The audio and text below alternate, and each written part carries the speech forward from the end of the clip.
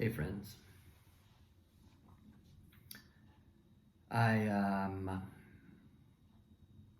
So I had a really wonderful conversation this morning with a dear friend um, and yeah, someone with whom I've just started really kicking around a lot of really profound thoughts around how the creative process works, and how what I'm essentially discovering to be a complete, it's like a solid line of connection between spiritual practice and the creative process. And it's almost like all we have to do is acknowledge that, and then it's like sparks start to fly. It's like it explodes with potency as a realization that that the creative process is just a total, it's like a fire hose of spiritual insight. Really, the only limit to what we can receive is our own capacity to sort of to keep our focus on it. And so that's playing into a lot of my own experiences over the past several weeks and past couple of days, and just I'm feeling, I truly feel as though I'm becoming more and more conscious of a direct line of communication, kind of from what I would call my intuition, or my higher self, my deeper self. And it's coming right through this creative process, right through the channel of the work. And, as I was articulating in this conversation, the primary lesson I'm learning is how to stay in my intention of healing and service and sort of surrender to a higher purpose, right? So like I enter every day explicitly telling myself I'm surrendering to the higher purpose that's being worked out through this process and this project. And I lead from there. And then from there, I have my human experiences, and I have my emotional and psychological experiences, and I bump into obstacles, and I maneuver, and I kind of like do the daily job of showing up and giving what I've got and learning what there is to learn, and but my I feel like I've said this a number of times on the post, but my primary lesson is it feels like it's the evolution of how to keep that intention, how to maintain that intention. And the thing that is just blowing me away is by simply checking in every day and grounding into that feeling, I reframe everything. And even when I do get drawn into a perspective that is, maybe less expansive than that, or I become temporarily sidetracked by really wanting to solve a problem or what feels like a sort of obstacle, I recognize relatively swiftly that I'm off course. And again, it's not that I'm off course because the problem doesn't need to be solved. The problems all need to be solved. But my focus doesn't need to be on solving the problems. Or at least only a portion of my focus needs to go to that, because there can be, if I maintain my focus on this, like as I said, this kind of higher surrendered place, then I'm just a more gentle presence. I can receive things that even if they're painful, or even if they're annoying, even if they're frustrating, I can receive them, and I don't have to respond from that compulsive place. I don't have to respond from the feeling of, well, this is just annoying, or this is just, frustrating. And man, if that's not the most life-changing thing, I don't know what is. It's just remarkable to me how much my perspective can shift. That's the thing that's really big for me. It's a sense of I can be a different person. And I love that feeling. I love that feeling that I can, through basically just through exercising my choice, and it's not a whim. It's a choice that really acknowledges, it's coming from a place of connection. So in other words, I know that this place of being committed to healing and service is really true to my core. So it's easier to keep my focus there. I don't have to force my focus to go there.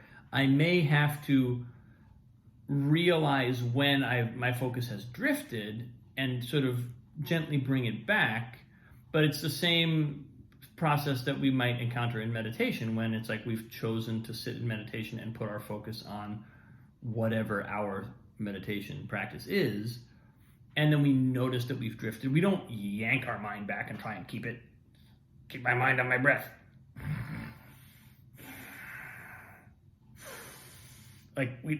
That's not how meditation works. It's a gentle allowing of our focus to be on the practice. And if I can do that in meditation is obviously it's like one very important area of practice for that, but I'm noticing that I can actually do it in other contexts.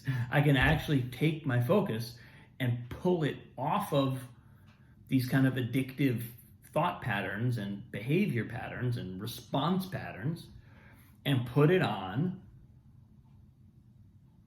surrender,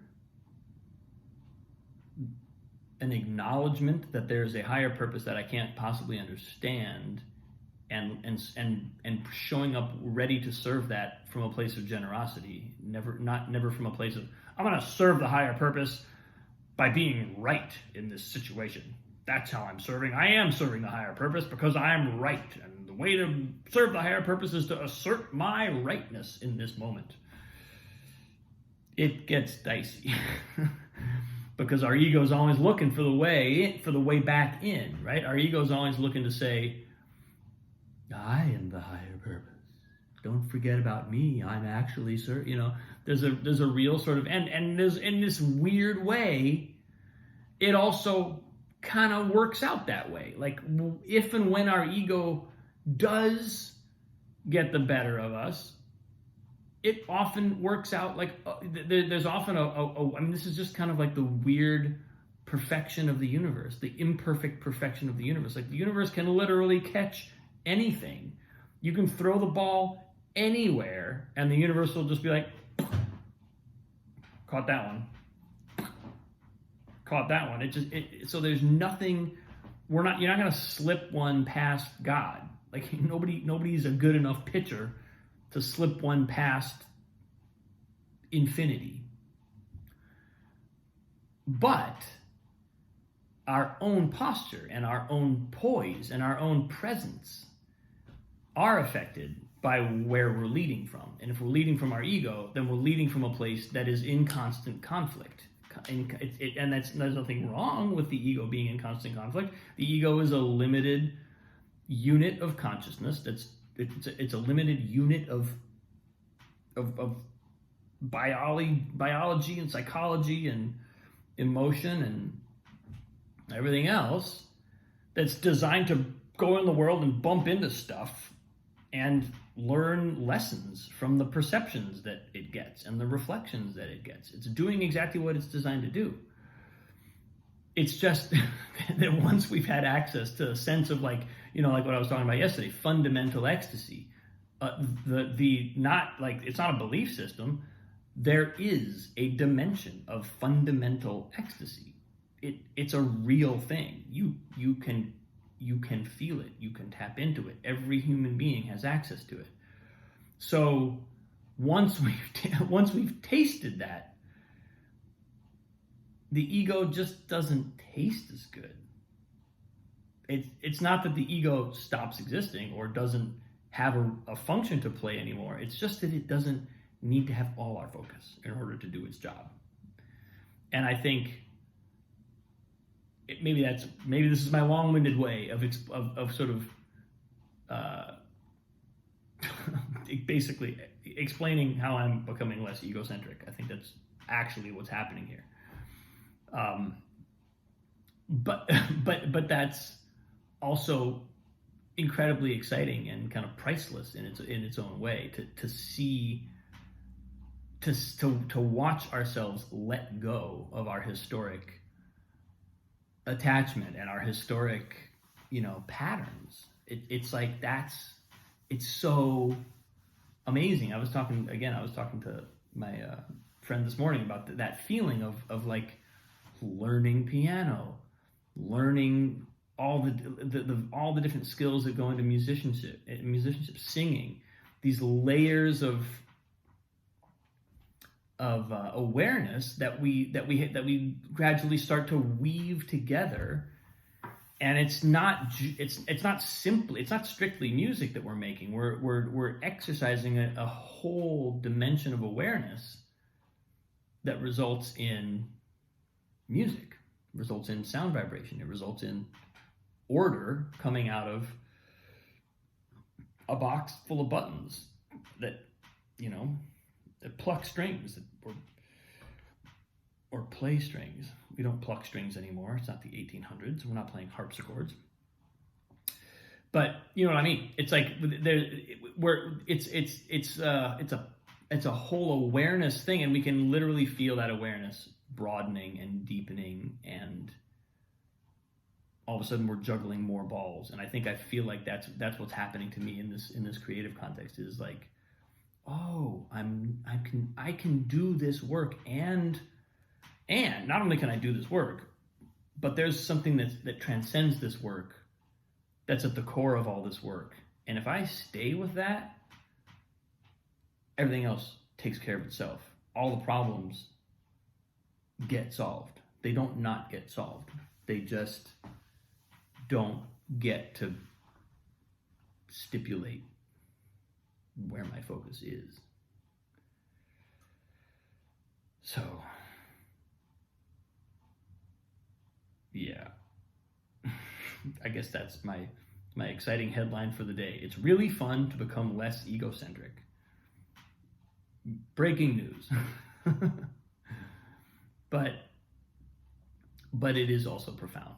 It's also truly, because anytime, we're always where we are, and we're always going to the next level. So that next layer is always a revelation. That sense of, oh, look what can be contained. Look what can be contained in this awareness. Look what can be absorbed. Look how much wider the membrane can be. And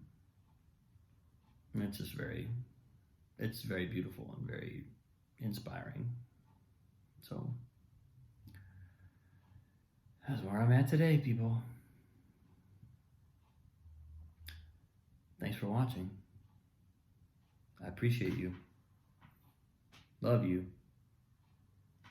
Can't wait to report more. We're about to launch this show, and it's going to be big. It's going to be great. We're not quite there, but it's going to happen. I'm very excited. Thank you. Have a wonderful day. I'll see you tomorrow.